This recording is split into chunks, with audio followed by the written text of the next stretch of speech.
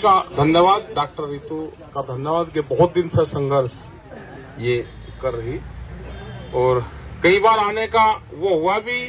सुबह के टाइम पे हमने बताया तो इन्होंने मने करवा दी कि सुबह नहीं आना, उस टाइम पे टाइम नहीं लगा, लेकिन बड़ा संघर्ष इनका है। और इन्होंने जो गाजीपुर वाला बॉर्डर था, जब किसान आंदोलन हुआ तो 13 महीने ये और उनकी टीम पूरी, वकील साहब, प्रोफेसर साहब, ये सब लोगों का बड़ा साथ वहां पर रहा। जातिवाद का खेल देश में है, बड़ा हो रहा है। और हमने कहा भी है कि किसान की भी कोई जाति नहीं है, न मजदूर की कोई जाति है। गांव में रहने वाला किसान भी हो, किसी भी जाति का है। आप जाकर देखो गंगा के खद्दर में, आप जाओ वहां पे, ये तो कुछ लोग हैं कि जो शहरों में और उसके आसपास लोग आ रहे वही उसका लाभ लेते हैं। आप जाओ चौहान बिरादरी है, ठाकुर, आप देखे पहचान भी देगा कोई उनको, उनकी हालात देखो आप कि बहुत बुरी स्थिति में। तो जो गांव में है उसकी स्थिति खराब है, इसलिए गांव से जो भूमिहीन किसान थे वो निकल के और शहरों की तरफ रोजगार की तरफ आ गए। गांव के लोग अब जमीन बेच रहे हैं अपनी। हमने कहा है कि मिट्टी में सने हुए हाथ, आप दिल्ली मखमली चौकट पे कहीं आप जाओ तो आप किसी भी जाति के हो, आपको देखो बैठा ले, आप मिट्टी में सने हुए हाथ लेकर आ जाओ। व्यवस्था खराब है जो सरकारों ने की, व्यवस्था खराब जो बिल्कुल यहां पे जो कहा है कि आरएसएस के लोगों का एक बड़ा एजेंडा चल रहा है। हमने बहुत दिन से कह रहे थे जब वहां आंदोलन चला कि कैमरा और कलम पे बंदूक का पहरा है, रोटी तिजोरी में बंद होगी, बड़े लोगों का रोटी पर अधिकार होगा, भूख के आधार पर रोटियों की कीमतें तय होगी। जैसे आप देख रहे हैं कि फ्लाइट का आप टिकट लो, ट्रेन का टिकट लो, पहले होता था कि भाई एक ही होता था, आज आपने ऑनलाइन करा, आपने जब तक उसको क्लिक करोगे जब तक उसके 1000 रुपए बढ़ा देंगे। आप दूसरी लाइन वो चेक करो, उसके बढ़ जाते हैं, आप उसको छोड़ दो वो घट जाते हैं, पता ही कुछ नहीं है। आपने बुकिंग डाल दी, फिर उसमें सीट दिखाएंगे, कौन सी सीट चाहिए, उसके 300 रुपया फिर ले लेंगे। तो जो पूंजीवाद है ये इतना हावी है कि टेक्नोलॉजी का इस्तेमाल करता है कि आदमी की जरूरत है तो जरूरत के हिसाब से तय होती है कीमतें। यही रोटियों पर होगा क्योंकि अनाज पे बड़े लोगों का कब्जा होने वाला है। बिहार में बता प्रोफेसर साहब ने कि बिहार हम गए, बिहार इसलिए जाना पड़ा कि बिहार में 2006 में मंडी सिस्टम खत्म कर दिया। वहां पे बिहार के लोग आते हैं, दो ही जगह बिहार के लोग अब जा रहे हैं, या तो वो एजुकेशन में जा रहे और या वो लेबर बन गया है। तो लेबर स्टेट बिहार बन गया है आज। वे वहां के किसान हैं, मजदूर हैं जो अपने गांव में रहकर काम करते थे, लेकिन उन्होंने बिहार को छोड़ दिया। क्या बगैर मंडी के जो 3 कानून थे वो यही तो थे? क्या बगैर प्लेटफॉर्म के कोई ट्रेन रुक सकती है? बगैर मंडी के कोई किसान कहीं सामान बेच सकता है? तो ये बहुत स्थिति खराब आज देश की है। आने वाले टाइम पे अगर ये सरकार आई तो और ज्यादा स्थिति खराब होगी। 2 ही विचारधारा के लोग बचेंगे। 2 साल का इनका एक एजेंडा तय हुआ है, 4 महीने उसको हो गए। ध्यान से सुन लेना, 4 महीने उसको हो गए, 20 महीने और बाकी है। जो लोग देश में आरएसएस की विचारधारा से सहमत नहीं होंगे उनके खिलाफ गांव के गांव में मुकदमे होंगे। वे अगर कहीं नौकरी में भी होंगे, जैसे डॉक्टर रही, उस विचारधारा को नहीं मानोगे तो नौकरी से हटाए जाओगे, आपके ऊपर केस दर्ज होंगे। आप किसी भी जाति के हो, आप आरएसएस विचारधारा को नहीं मानोगे तो आपके खिलाफ आपकी प्रॉपर्टी, आपके कारोबार, सब चीज आपके बंद होंगे। एक आदमी देश में चिन्हित होगा। आरएसएस की शाखाएं स्कूल में लग रही है तो हमारा नॉन पॉलिटिकल संगठन है, हमारे साथ में कोई अगर फोटो भी खिंचवा ले कोई कर्मचारी हो तो उसके खिलाफ कार्रवाई होती है। हम देशद्रोही हैं क्या? किसान और मजदूर आंदोलन चलाने वाले देश में वे देशद्रोह हो गए और संघ की शाखाओं में जाने वाला वो देशभक्त हो गया। संघर्ष ज्यादा होगा और इसका नुकसान किसने ज्यादा किया? जो पॉलिटिकल पार्टियां थी, जिनकी जिम्मेदारी थी कि या तो आप सत्ता में रहो, सत्ता की कुर्सी पर बैठो, अगर आप कुर्सी पर नहीं बैठ सकते तो कुर्सी की निगरानी करो, आप सामने बैठो जमीन पे, लेकिन निगरानी करो, कुर्सी की कमी ढूंढो, उसको कहो। उसने कहना छोड़ दिया। देश का विपक्ष कमजोर हुआ तो देश में तानाशाहों का जन्म हुआ। वो वैसे नहीं हुआ, विपक्ष कमजोर हुआ तो देश में तानाशाहों का जन्म हुआ। और हालात ये है कि जहां तक वोट की भी बात है, इनको जनता वोट नहीं दे रही, लेकिन ये तो बीजेपी का हारा हुआ कैंडिडेट जीत का सर्टिफिकेट लेके जाता है, वो कहने वाला कोई है नहीं। उत्तर प्रदेश के चुनाव में क्या हुआ? यही तो हुआ। मुजफ्फरनगर और शामली में 9 सीटें थी, 1 सीट विपक्ष के पास थी और 8 सीट सत्तारूढ़ पार्टी के पास में थी, जो आज हैं। अब जब चुनाव हुआ तो 1 सत्तारूढ़ पार्टी पे है और 8 विपक्ष के ऊपर है, क्योंकि वहां डंडा मजबूत था वहां के लोगों का। और पूरे देश में क्या हुआ? जहां जहां चुनाव हुए, वो बिहार लगा लो, आप चुनी हुई सरकार आप मध्य प्रदेश में लगा लो, आप कहीं पे भी लगा लो, उसका क्या करा कि चुनी हुई सरकारों को भी तोड़ देते हैं। ये चुने हुए लोग, प्रोफेसर को और इनको सबको तोड़ देते हैं। ये विचारधारा की लड़ाई है। ये लड़ाई आगे बढ़ानी पड़ेगी, लोगों को इकट्ठा होना पड़ेगा। देश में हमने नए नारे इजाद किए हैं, वो नारे जरूर यहां पर जरूर लिखें। हमारे हर उस पे आया, इन्होंने कहा कि हमारी माटी हमारा देश, हमने कहा कि हमारा खेत हमारा देश, और जय हिंद संविधान।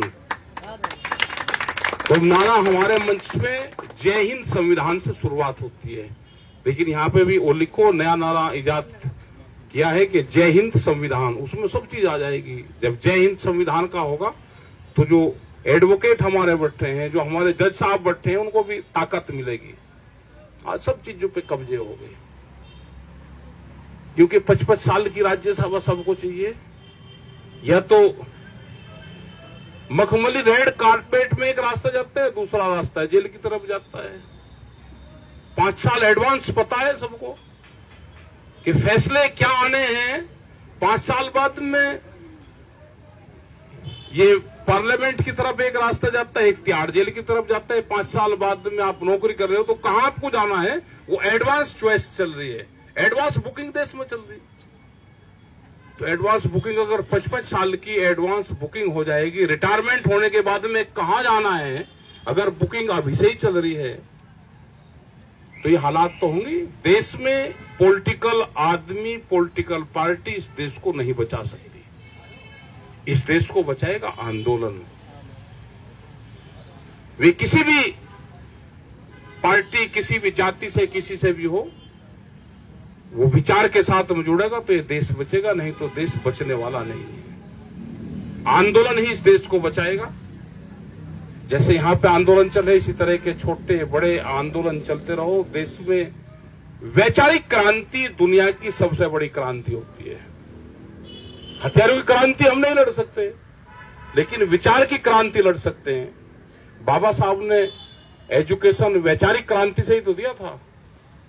आप वैचारिक क्रांति का फैलाव करो, वो फैलेगी और उसी से ही जीत होगी। और डॉक्टर साहब का जो केस है, दूसरे इस तरह के जो लोग हैं जिनका केस है, ये लड़ाई लंबी चलेगी। बहुत लोगों को आगे आना पड़ेगा, कंप्रोमाइज नहीं करना पड़े, वो संघर्ष करेंगे। 2 ही रास्ते जाते हैं। समर्पण एक अलग चीज होती है, किसी के प्रति समर्पण हो गया, सरेंडर और संघर्ष में से एक चुनना पड़ता है। तो डॉक्टर ऋतु ने तो संघर्ष चुन रखा है, सरेंडर नहीं चुना। तो आप संघर्ष करो, आप अपने लिए संघर्ष नहीं करो कि पूरे बिरादरी, कौम, जो दबे हुए लोग हैं, ये संघर्ष उनका है। और जाति नहीं हो तो कुछ लोग हैं जो उसका फायदा उठाते हैं। जो उच्च पदों पर चले गए वे लोग उसका फायदा उठाते हैं। और भी वो चाहे ब्राह्मण हो, चाहे वो हो, कहने को ही है, वे कहते हैं जी आरक्षण की लड़ाई आप सब लड़ रहे, हमारी हालात देख लो। आज भी कच्चे मकान, टूटी हुई झोपड़ी उनके पास में है। वो तो कुछ लोग हैं जिनको शहरों में रह रहे, वहां रह रहे, उनके नाम पर उसका फायदा ले रहे, किसी को नहीं मिल रहा। वे भी निकल के आना पड़ेगा उनको भी, सबको। वे अपनी लड़ाई लड़ रहे हैं वहां पे। वे भी कहते हैं कि हम जातियों में हम मर गए, हम हैं उच्च जाति के और इलाज हमारा सबसे ज्यादा हो गया। कहने को वो हैं, इलाज हमारा सबसे ज्यादा हो गया। तो ये है कि लड़ाई लड़ो, आप बढ़िया लड़ाई लड़ रहे हो, आपके साथ में सब लोग हैं और आप क्रांतिकारी हो। हमको पता है कि आप हटोगे नहीं, आप समझौतेवादी नहीं हो। डॉक्टर रितु समझौतेवादी नहीं है। तो पूरा संघर्ष उन्होंने 13 महीने वहां पे किया और जो से धरती से आते हैं, इनका तो बड़ा परिवार पंजाब का आया और पंजाब के लोग कभी कभी जब आते हैं 13 महीने, अगर पंजाब उठ के ना आता तो ये आंदोलन हो नहीं सकता था। अगर गुरुद्वारे हमारे साथ ना होते, गुरु का आशीर्वाद साथ ना होता तो ये आंदोलन चल नहीं सकता था। जिस तरह से उन्होंने लंगर और वो चलाए, हम सब लोग दान पुण्य तो कर देंगे, लेकिन जो व्यवस्था होती है वो नहीं चलती। जिस तरह से उनकी व्यवस्था थी वो चलाई।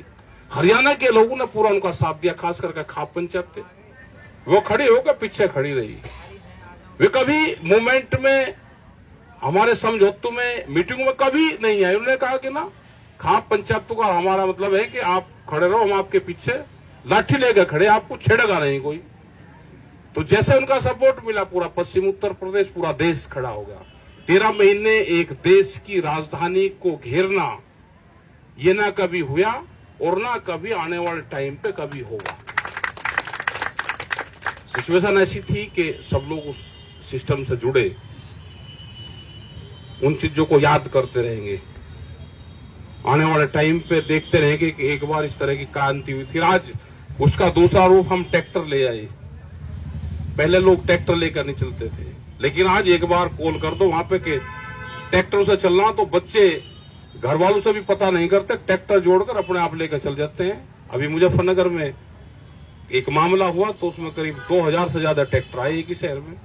हम जिधर को भी निकल जाते हैं, किसान, मजदूर, किसी भी उसका हो, वो सब ट्रैक्टर लेकर निकले, क्योंकि पूंजीवाद देश में हावी हो गया। 10 साल पुराना ट्रैक्टर टूटेगा, दिल्ली की गाड़ी टूटेगी, अब प्रोफेसर साहब के पास में गाड़ी होगी।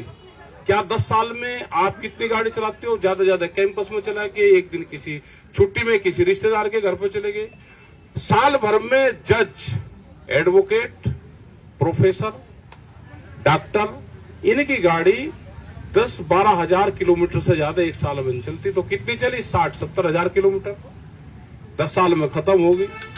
दूसरी गाड़ी लेगा तो जांच और होगी, कहां से लेगा ये। तो जो जज हैं ये भी कहते हैं जी हमारी तो चलती नहीं, लेकिन हम आवाज नहीं उठा सकते।